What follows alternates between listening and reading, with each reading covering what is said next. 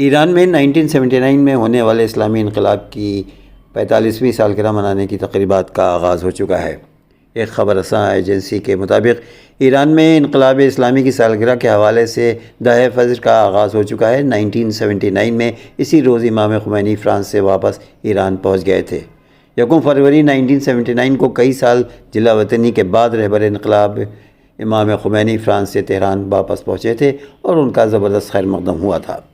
آیت اللہ روح اللہ خمینی مرجع تقلید تھے جنہوں نے ایرانی شہنشاہ کے خلاف انقلاب میں عوام کی قیادت کی تھی۔ پوری دنیا میں ان کے مقلدین موجود تھے۔ ایران میں ان کو امام خمینی کے لقب سے پکارا جاتا ہے۔ ایرانی عوام نے انقلاب برپا کرنے میں ان کی پیروی کی تھی۔ امام خمینی مرجع تقلید ہونے کے ساتھ ساتھ اعلیٰ پائے کے سیاستداں بھی تھے۔ انہوں نے ولایت فقیہ کے نظریے کی ترویج کی۔ امام خمینی نے 14 سال جلا وطنی میں گزارے، جس سے زیادہ تر عرصہ عراق میں گزارا۔ ان کو شروع میں 1964 میں ایران سے ترکی جلا وطن کیا گیا تھا، جہاں وہ پرسا شہر میں تقریباً 1 سال تک مقیم رہے۔ اس دوران ترک کرنل نے ان کی میزبانی کی۔ 1965 میں امام خمینی کو عراق کے مقدس شہر نجف اشرف جانے کی اجازت دی گئی، جہاں وہ طویل عرصے تک رہائش پذیر ہوئے۔ سابق عراقی آمر صدام حسین نے ان کو نجف سے زبردستی نکال دیا، جس کے بعد انہوں نے فرانس کے دارالحکومت پیرس کے نواحی علاقے میں نوفل کا رخ کیا۔ نجف اشرف میں قیام کے دوران انہوں نے اپنے دروس میں ولایت فقیہ کے موضوع پر لیکچر دیا، جو بہت مشہور ہوا، جس میں انہوں نے اسلامی حکومت کا خد و خال اور ولی فقیہ کے حکومتی منصب پر گفتگو کی۔ اس دوران انہوں نے اپنے نظریات کا احتیاط کے ساتھ پرچار کیا۔ انہوں نے اپنے دروس کے دوران شاہ ایران کے حکومت پر تنقید کی، ان کی یہودی ایجنٹ قرار دیا اور امریکی پٹھو حکومت کے خلاف ایرانی عوام میں شعور پیدا کیا۔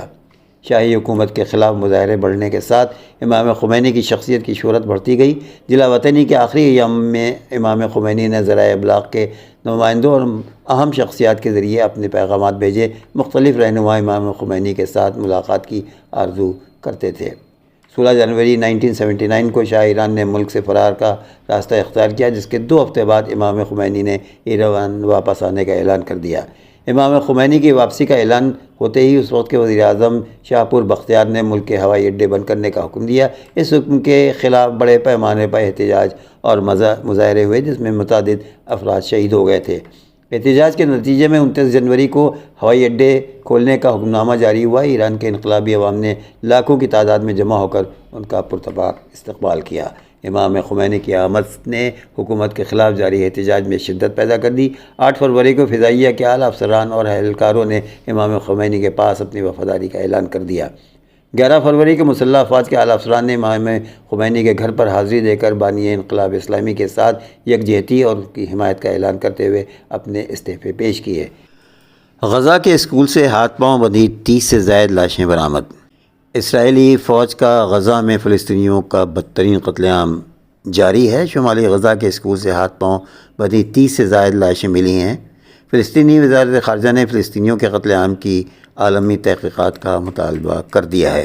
وزارت خارجہ کا کہنا ہے کہ شمالی غزہ کے اسکول سے 30 سے زائد لاشیں اجتماعی خبر سے ملی ہیں۔ لاشوں کی آنکھوں پر پٹیاں، ہاتھ پیر بندھے ہوئے تھے۔ ان تمام فلسطینیوں کو تشدد کر کے قتل کیا گیا ہے۔ فلسطینی وزارت خارجہ کا کہنا ہے کہ یہ تمام شواہد ثابت کرتے ہیں کہ اسرائیل فلسطینیوں کا قتل عام کر رہا ہے۔ اسرائیل غزہ میں بین الاقوامی قوانین کی سنگین خلاف ورزیاں بھی کر رہا ہے۔ دوسری جانب اسرائیل نے غزہ شہر کی 90,000 آبادی کو انخلاء کا حکم دیا ہے۔ اسرائیلی فورسز کی جانب سے ناصر اور العمل اسپتال کا محاصرہ 10 روز سے جاری ہے۔ اسپتال کے احاطے میں فائرنگ اور ڈرون حملے کیے جا رہے ہیں۔ العدہ اسپتال میں شیلنگ بھی کی گئی ہے، جبکہ رہائشی علاقوں پر بھی بمباری کی گئی ہے۔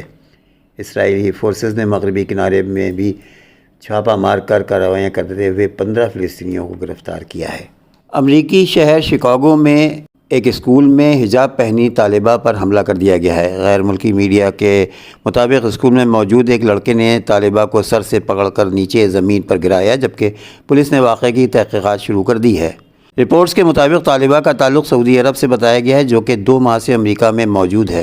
امریکہ میں سعودی عرب کا سفارتخانہ بھی اس معاملے کو دیکھ رہا ہے۔ سعودی سفارتخانے کی جانب سے کہا گیا ہے کہ وہ اس معاملے پر امریکی حکام سے رابطے میں ہیں۔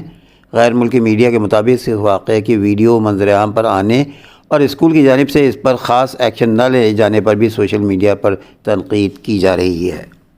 سپریم کورٹ نے منی لانڈرنگ کیس میں ہیمنت سورین کی عرضی میں مداخلت کرنے سے جمعے کو انکار کر دیا۔ سورین نے انفورسمنٹ ڈائریکٹوریٹ کے ذریعے اپنی گرفتاری کو چیلنج کیا تھا۔ جھارکھنڈ کے سابق وزیر اعلیٰ ہیمنت سورین کو جمعے کو 5 دن کی عدالتی حراست میں بھیج دیا گیا ہے۔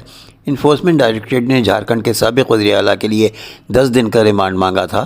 انہیں انفورسمنٹ ڈائریکٹوریٹ نے 31 جنوری کو مبینہ زمین اسکیم سے متعلق منی لانڈرنگ کیس میں گرفتار کیا تھا۔ قبل ازیں جمعے کو سپریم کورٹ نے منی لانڈرنگ کیس میں ہیمنت سورین کی درخواست پر مداخلت کرنے سے انکار کر دیا۔ سورین نے انفورسمنٹ ڈائریکٹوریٹ کے ذریعے اپنی گرفتاری کو چیلنج کیا تھا۔ جھارکھنڈ میں سیاسی بدامنی کے درمیان واقعات کے ایک اہم موڑ میں جھارکھنڈ مکتی مورچہ پارٹی کے رہنما چمپائی سورین آج جھارکھنڈ کے وزیر اعلیٰ کے طور پر حلف لے چکے ہیں۔ جمعرات کو جھارکھنڈ کے گورنر سی رادھا کرشنن نے چمپائی سورین کو ریاست میں حکومت بنانے کے لیے راج بھون میں مدعو کیا تھا۔ جھارکھنڈ مکتی مورچہ JMM کے رہنما ہیمنت سورین، جنہوں نے اپنی گرفتاری کے خوف سے جھارکھنڈ کے وزیر اعلیٰ کے عہدے سے استعفیٰ دے دیا تھا، نے عدالت کے عظمیٰ کے سامنے اپنی درخواست میں انفورسمنٹ ڈائریکٹوریٹ ED پر الزام لگایا کہ اسے منصوبہ بند سازش کے تحت گرفتار کر رہی ہے۔ انہوں نے عرضی میں کہا کہ یہ کارروائی اب سے چند ماہ بعد ہونے والے لوک سبھا انتخابات سے قبل مرکز کی ہدایت پر کی گئی ہے۔ سپریم کورٹ میں دائر درخواست پر سورین نے اپنی گرفتاری کو غیر معقول، منمانی اور اپنی بنیادی حقوق کی خلاف ورزی قرار دینے کی مانگ کی تھی۔